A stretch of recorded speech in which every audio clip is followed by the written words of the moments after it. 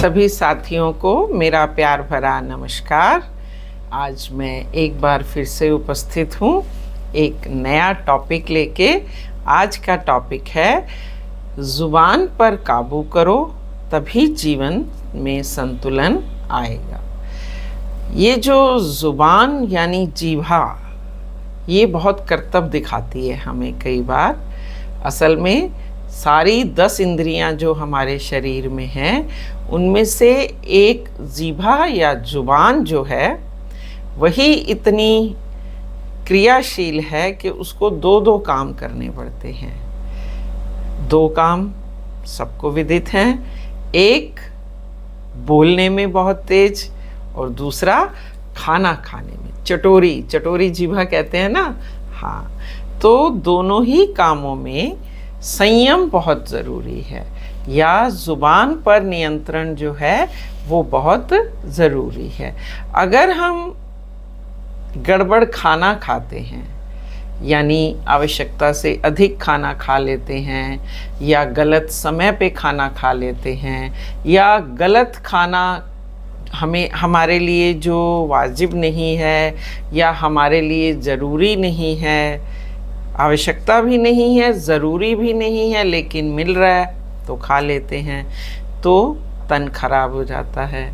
और अगर हमारी जीभा बिना सोचे समझे बोलने लगती है तो मन खराब हो जाता है। हमारा ही नहीं खराब होता है, बल्कि जो सुन रहे हैं उनका मन भी खराब हो जाता है, और मन खराब हो जाता है तो बुद्धि घूम जाती है। तो इसीलिए आज मेरा ये टॉपिक है ज़ुबान। अब जैसे मैं भी बोल रही हूँ ज़ुबान से, अगर मेरे शब्द अर्थों को नहीं पकड़ते हैं, मेरे शब्द मेरे टॉपिक या मेरे सब्जेक्ट के कंटेंट को नहीं पकड़ पाते हैं, तो मेरा बोलना व्यर्थ हो जाएगा। इसी तरह से खाने में है, अगर हम खाने में संयम नहीं बरतेंगे तो हमारा तन जो है वो कई रोगों को आमंत्रित करेगा। ऐसे ही बोलचाल में है, हमने संयम नहीं किया तो हमारी मन, हमारी बुद्धि, उनमें व्यर्थ के जीवाणु, वो जीवाणु क्या होंगे, वो हमारी सोच को खराब करेंगे। हमारी जीभा जो है उन विचारों को उलगेगी, यानी दूसरों को बताएगी। उसके द्वारा हमारा ही नहीं बल्कि दूसरों का भी मन खराब होगा। तो पहले लेते हैं खाना, जो हमारी जीभा का सबसे मेन काम है। सभी को पता है कि खाना हमारे लिए कितना ज़रूरी है, बिना खाने के तो हम रह ही नहीं सकते हैं। लेकिन हरदम खाना शरीर की नीड नहीं है, शरीर को आवश्यकता नहीं है, तो भी खाना, तो वो हमारे शरीर को खराब करता है। आपने पढ़ा होगा, सुना होगा, जैसा तन जैसा अन्न वैसा तन, और फिर वैसा ही मन। यानी हमें जो भी खाना चाहिए, जो भी, क्योंकि ये तो सबको पता है कि जो भी खाना हम खाते हैं उससे हमारे शरीर का निर्माण होता है, हमें ताकत मिलती है। व्यर्थ में गलत ताकत मत लो, गलत खाना मत खाओ। गलत खाने का मतलब है अपनी अवस्था, अपनी एज के हिसाब से, अपनी आवश्यकता के हिसाब से जितना आपको ज़रूरी है, जितना आपका शरीर उसको पचा सकता है, जितने तेज खट्टापन मसाले जितना हमारा शरीर ले सकता है, व्यवस्थित ढंग से, इन अ डिसिप्लिन मैनर, उतना ही खाना हमें खाना चाहिए। पार्टियों में मैंने कईयों को देखा है, अगर रात को किसी पार्टी में जाना है तो सुबह से सब बंद, या एक दिन पहले ही डाइट शुरू हो जाती है कि अगले दिन जाके हम छक के खाएंगे। आपके शरीर में खाना गए कितनी गैप हो गया, और फिर आपने व्यर्थ में अगड़म बगड़म सब जितना पार्टी में मिल रहा था वो खा लिया। वो आपको पोषण नहीं देगा, बल्कि आप कुपोषण के शिकार हो जाएंगे, है ना। न्यूट्रिएंट्स जो आपको मिलने चाहिए खाने से, वो आपको नहीं मिलेंगे। अनियंत्रित होके खा रहे हैं क्योंकि वहाँ तो पैसा लग नहीं रहा है हमारा, है ना। कई कहते हैं इतने का हमने शगन दे दिया भाई, इतना तो खा लें, इतना तो खा ले नहीं जितना शरीर पचा पाए। तो इसीलिए एक तो खाने पे नियंत्रण बहुत ज़रूरी है। हम जैसा खाते हैं हमारा तन वैसा ही बनता है, मन में विचार भावनाएं वैसी ही आती हैं और वो बुद्धि को भी उसी तरह से बनाती हैं।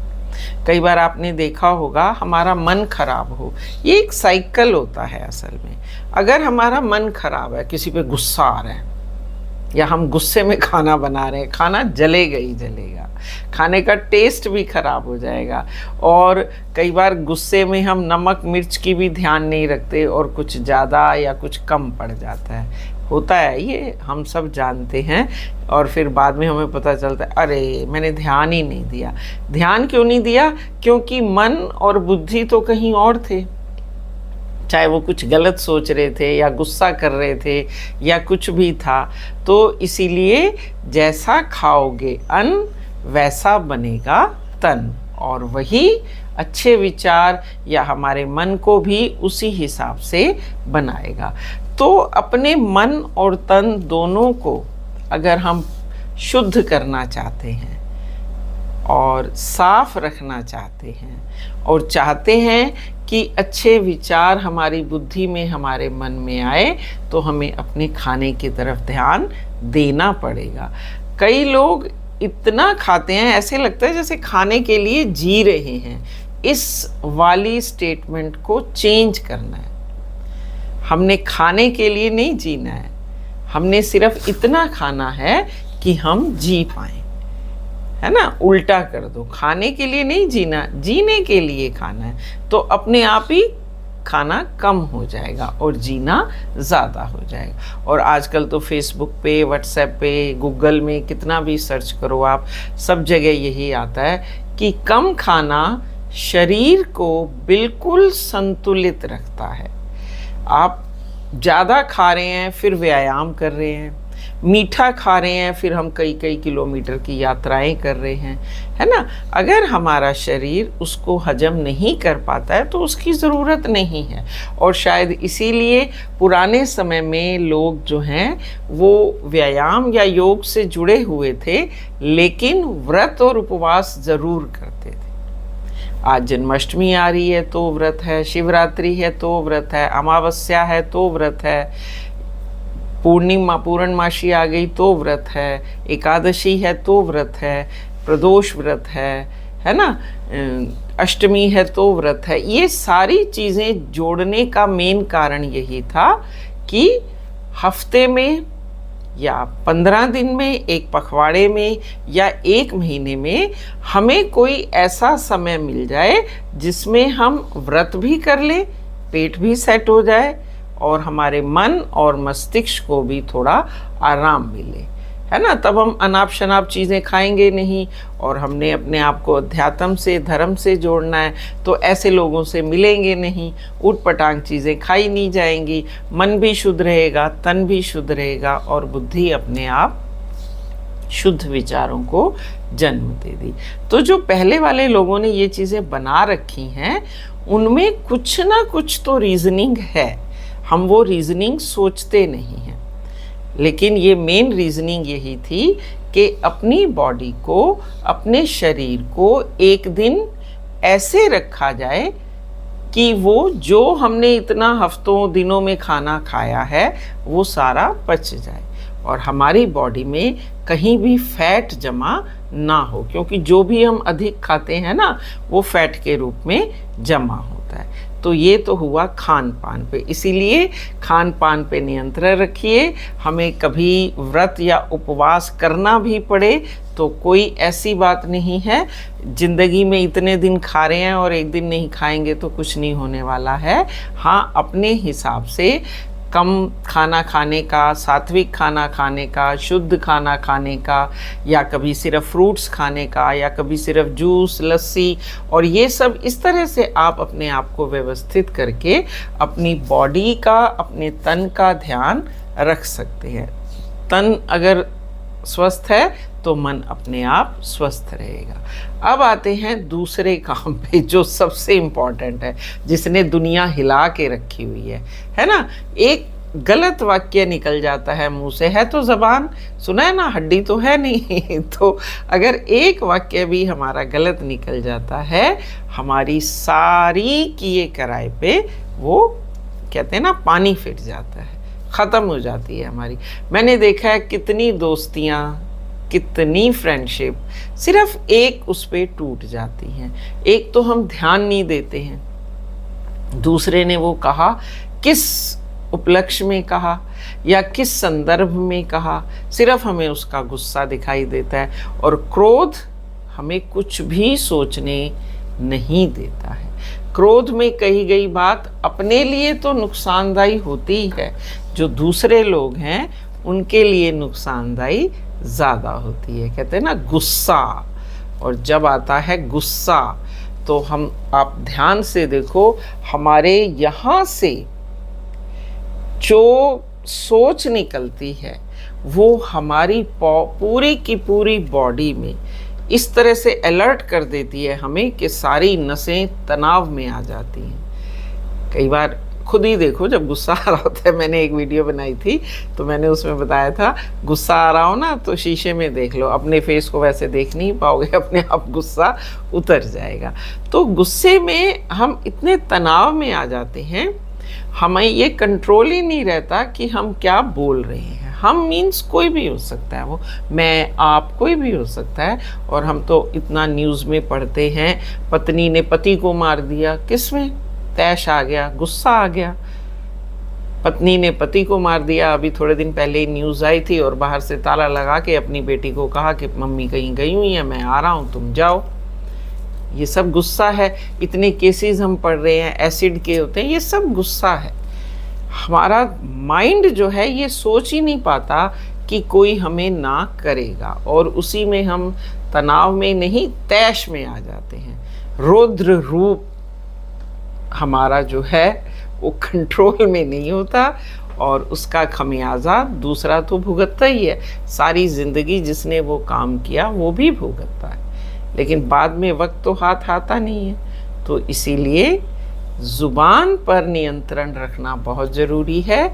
अगर हम चाहते हैं हमारा जीवन संतुलित तरह से जिया जाए, संतुलित का मतलब यहाँ आया कि बैलेंस बना रहे, गुस्से में, अवसाद में या डिप्रेशन में या बहुत खुशी में हम क्रॉस ना कर जाएं अपनी लिमिट।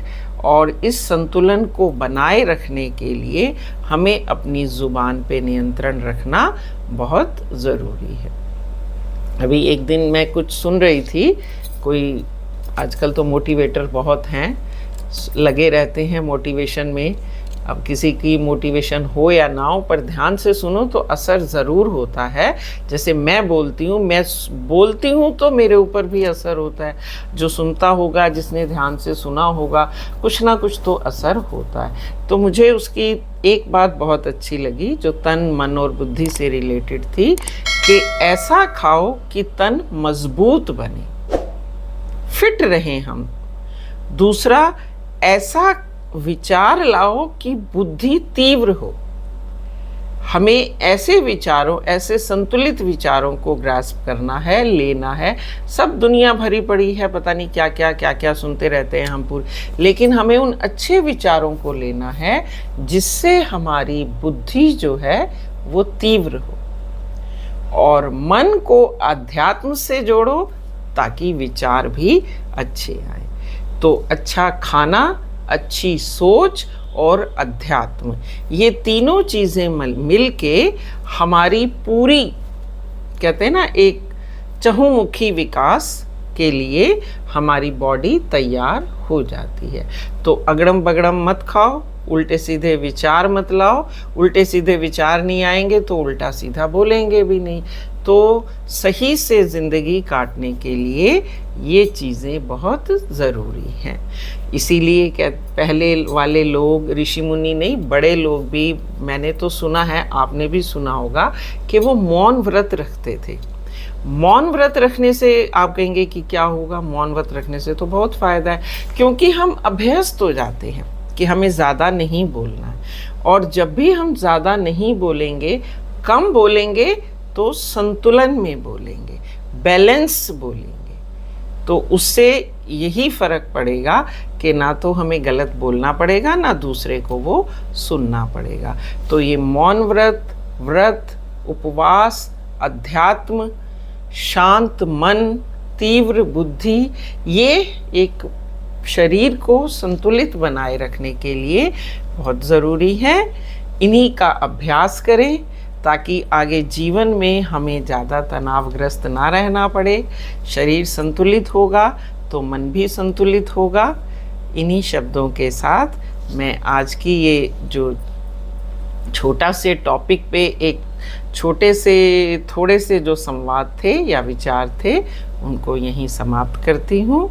आप इसी तरह से देखते रहिए मेरा व्लॉग, निर्मल सरीश व्लॉग, और कमेंट्स भी कीजिए मेरे विचार आपको कैसे लगते हैं, ताकि मुझे भी मोटिवेशन मिले और मैं और नए टॉपिक्स के साथ आपके सामने उपस्थित हो सकूं। तो have a nice day, take care, keep smiling and good bye.